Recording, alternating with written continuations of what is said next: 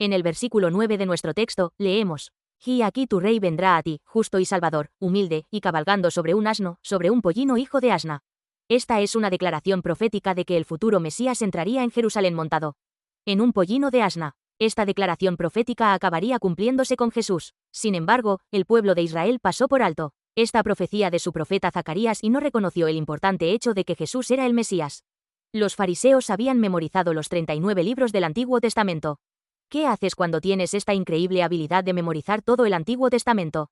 Te has perdido lo más importante del Antiguo Testamento, que es sobre el Mesías, el Salvador, y has perdido el tiempo.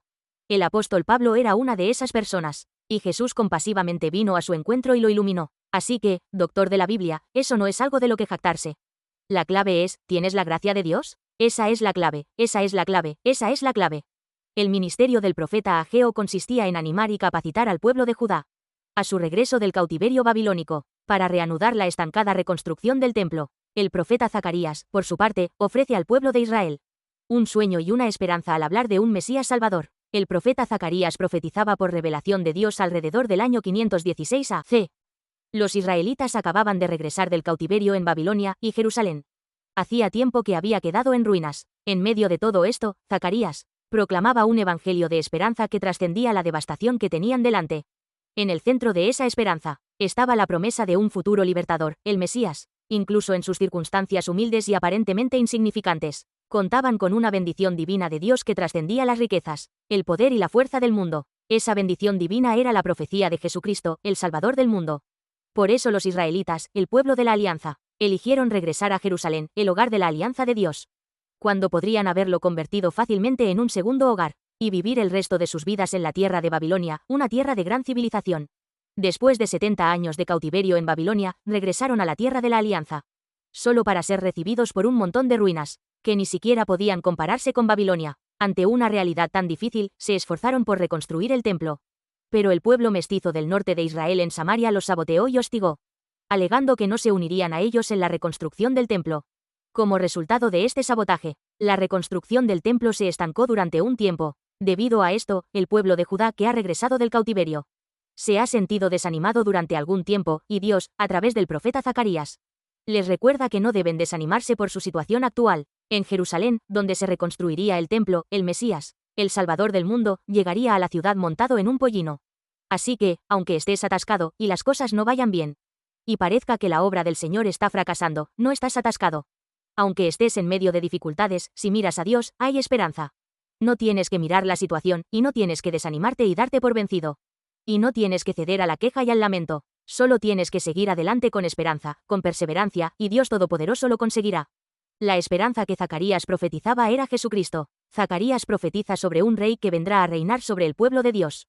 En medio de su desesperación, el texto de hoy es una profecía sobre el futuro, sobre la primera venida, la de Jesucristo. Así pues, 516 años antes de que naciera Jesús, Zacarías ya profetizaba sobre la venida al mundo de un libertador que fortalecería al pueblo de Israel y salvaría al pueblo de Israel. Pero ahora, más de 2000 años después de que esta profecía ya se cumpliera, ha llegado el momento de que se cumpla la profecía de la segunda venida de Jesús. Jesús nació en Belén, un pueblo bajo Jerusalén, y viajó fuera de Jerusalén para proclamar el reino de Dios a una zona rural llamada Galilea. En Galilea, proclamó el reino de Dios, hizo milagros, reunió a la gente y cumplió la misión que Dios le había encomendado. Luego, finalmente, subió a Jerusalén para ser crucificado. Predicó en Galilea, murió en Jerusalén, resucitó en Jerusalén, y fue en Galilea donde reapareció ante sus discípulos después de su resurrección.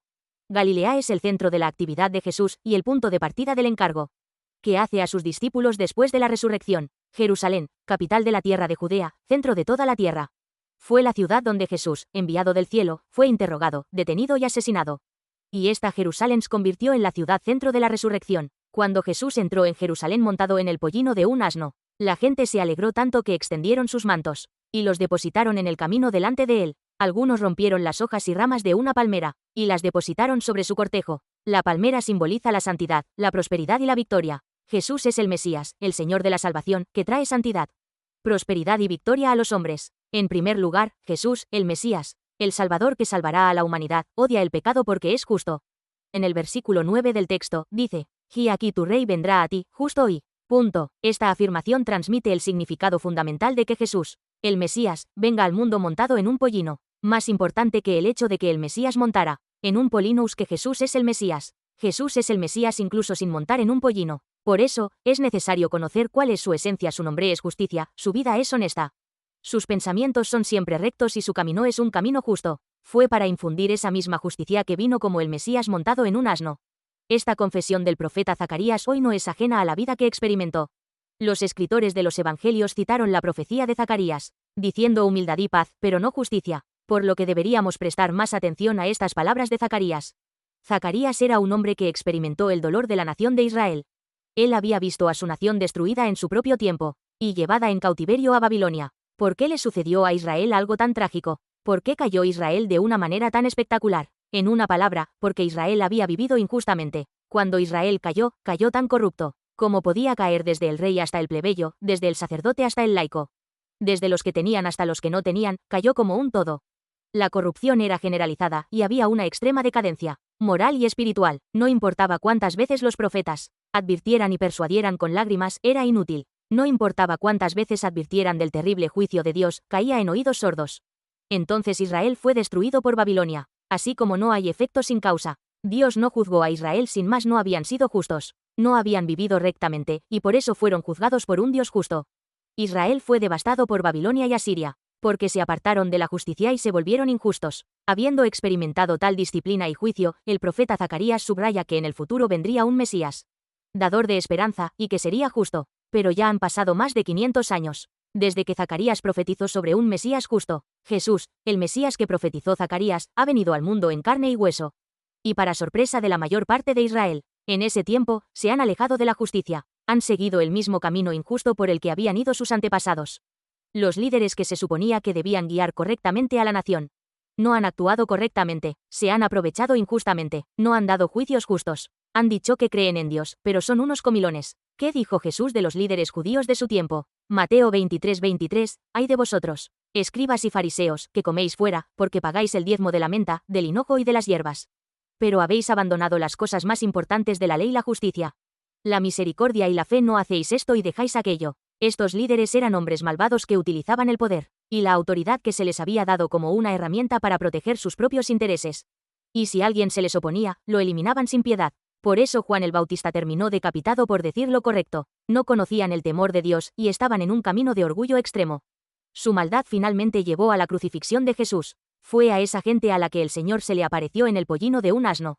Proclamaría justicia al mundo y a las naciones. Les advirtió que recordaran los días de Zacarías, pero no hicieron caso de la advertencia, y en su lugar crucificaron a Jesús y celebraron su victoria. Poco después, en el año 70 d.C., Israel fue devastado de nuevo por el general romano Tito.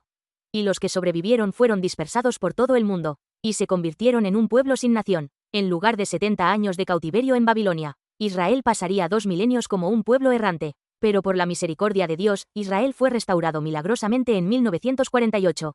Porque la segunda venida de Jesús ya estaba cerca. En la parábola de la higuera, Jesús dijo que la higuera, que simbolizaba la nación de Israel, se volvería tierna y frondosa. Mateo 2:4, 3:2, 3:3 de la higuera. Aprended la parábola. Cuando ya su rama está tierna, y brotan las hojas, sabéis que el verano está cerca. Así también vosotros, cuando veáis todas estas cosas, conoced que está cerca, a las puertas. Esta es una advertencia para tener cuidado de no caer en el camino de los injustos, que abandonan la justicia, la compasión y la fe, incluso en el momento del regreso de Jesús. Si usted es un creyente en Jesús y un hijo de Dios salvado, debe amar a Dios con justicia, compasión y fe, obedecer la palabra y buscar la santidad. Hebreos 2:14. Así que, por cuanto los hijos participaron de carne y sangre, él también participó de lo mismo, para destruir por medio de la muerte al que tenía el imperio de la muerte. Esto es, al diablo. Jesús también nos advierte que debemos tener una fe que no sea solo de labios para afuera, sino una fe que se crea por la obediencia y las obras, para que sea verdadera fe. Mateo 7:21. No todo el que me dice Señor, Señor, entrará en el reino de los cielos, sino el que hace la voluntad de mi Padre que está en los cielos. En segundo lugar, Jesús, el Mesías, que vino como el Señor de la salvación para salvar al mundo, vino como el príncipe de la paz. Para los seres humanos que han caído bajo la maldición de la muerte y el juicio debido al pecado y la transgresión, Jesús vino como el príncipe de la paz, que presenta la bendición de la vida eterna y el reino de los cielos. En el versículo 9 del texto, dice: «Y aquí tu rey vendrá a ti, justo y salvador, humilde, y cabalgando sobre un asno, sobre un pollino hijo de asna». Esta profecía se cumplió durante el ministerio público de Jesús. La última semana de su vida Juan 12, cuando fue capturado por sus enemigos, sufrió y murió en la cruz. Durante su ministerio público de 3 años, Jesús demostró ser el Mesías profetizado en el Antiguo Testamento.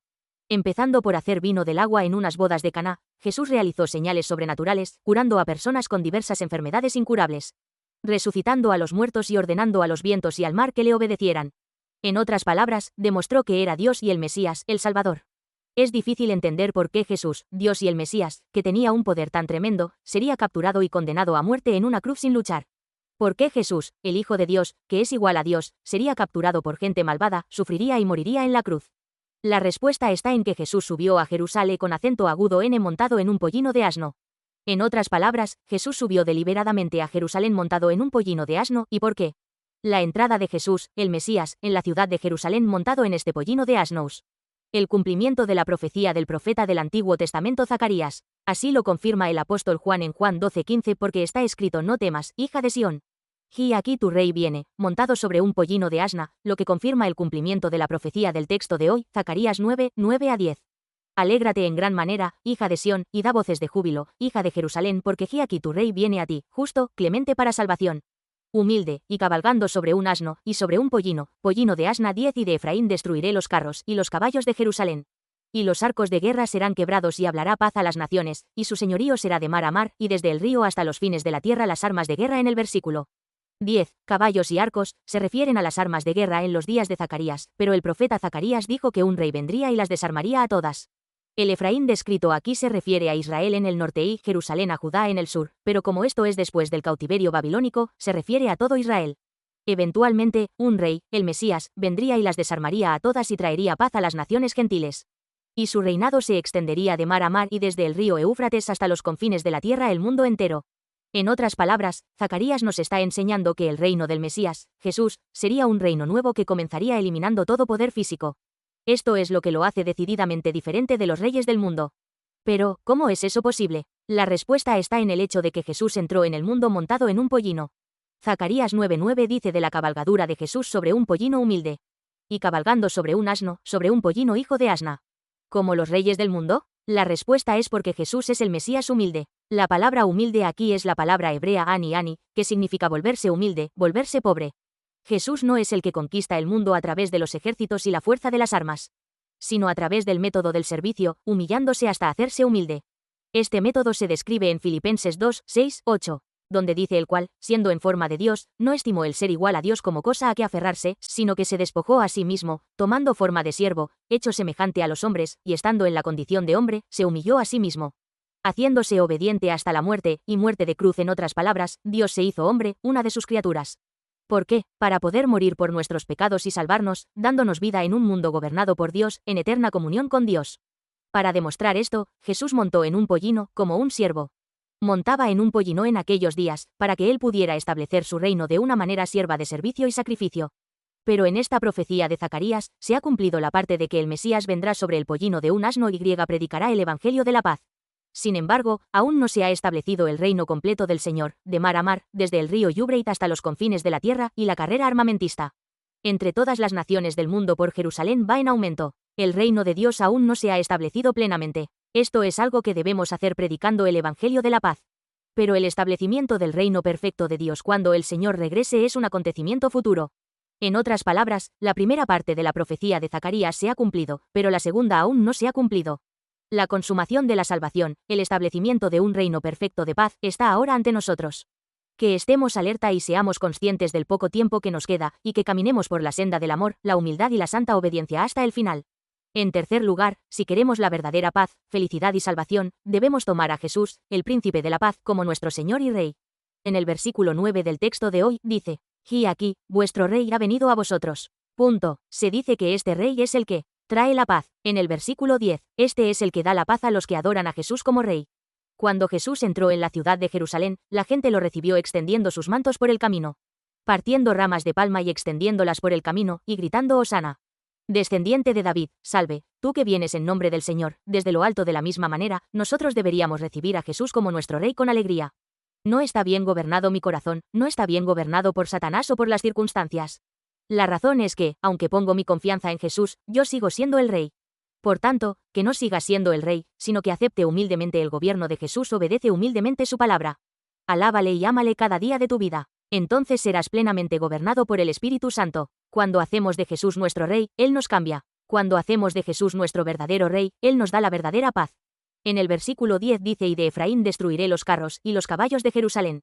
Y los arcos de guerra serán quebrados y hablará paz a las naciones, y su señorío será de mar a mar, y desde el río hasta los fines de la tierra. Efraín es el sobrenombre del norte de Israel, y Jerusalén es la capital del sur de Israel, pero las dos naciones se han enfrentado durante mucho tiempo con luchas intestinas. La batalla más grande de los santos es dentro de los santos, por lo que hay mucho dolor y conflicto entre el espíritu y la carne. Sin embargo, cuando servimos a Jesús como el verdadero Rey, hay verdadera paz, donde el pueblo de Dios ya no tiene que luchar. ¿Por qué? Porque el lugar donde servimos a Jesús como Rey es el reino de los cielos. Cuando servimos a Jesús como Rey, el Espíritu Santo viene, y la justicia, la paz y la alegría desbordan. Así que el reino de los cielos es rendirse al reino de Dios. Por lo tanto, por favor ríndanse completamente a este Rey, Jesús. En el versículo 9 del texto, dice: humilde, y cabalgando sobre un asno, sobre un pollino hijo de asna. Jesús es un rey, pero es un rey que hace la obra de un rey solo si lo aceptamos como rey. Por lo tanto, Él es un rey muy singular. Los reyes terrenales obligan a la gente a inclinarse y someterse a ellos, pero Jesús es el rey de la humildad. Por lo que no hace su trabajo como rey a menos que le exaltemos, nos sometamos a Él, le obedezcamos y le amemos. Lo mismo ocurre con la autoridad de la Iglesia. La Iglesia solo tiene autoridad si la honramos y nos sometemos a ella. Lo mismo ocurre con la autoridad pastoral. La autoridad se manifiesta cuando la honras y la sigues. Así que no debemos esperar a que el Señor nos conquiste, sino que debemos entregarnos a Él por completo, para ser gobernados por Él. Debemos amarle, debemos adorarle, y entonces Él nos dará su poder como Rey. Que seas una persona de fe que se ofrece voluntaria para ser obediente y sumisa ante este humilde Señor. Para que puedas caminar en la asombrosa gracia y favor del cielo.